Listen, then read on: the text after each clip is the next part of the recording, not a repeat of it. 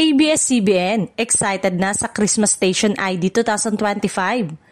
Maagang nadarama ang diwa ng Pasko sa Kapamilya Network. Excited na ang ABS-CBN sa kanilang taon ng Christmas Station ID na inaabangan ng milyong-milyong Pilipino sa loob at labas ng bansa. Taon-taon ay nagiging tradisyon na ng kapamilya ang maghatid ng inspirasyon, pag-asa at pagmamahal sa pamamagitan ng kanilang Christmas Station ID.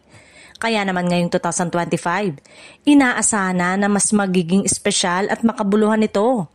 Ayon sa ilang insider, puspusa na ang paghahanda ng mga kapamilya stars para sa awitin na tiyak na magbibigay init sa bawat tahanan.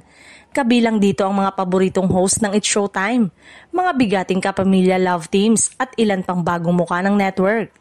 Malaki rin ang posibilidad na ang tema ngayong taon ay magbibigay diin sa pagkakaisa at pagmamahala ng pamilyang Pilipino, lalo na't patuloy na hinaharap ng bansa ang iba't ibang hamon. Kung pagbabasehan ng kasaysayan ng mga kapamilya Christmas Station ID, tiyak na muli itong magiging viral at tatatak sa puso ng bawat Pilipino saan man sa mundo.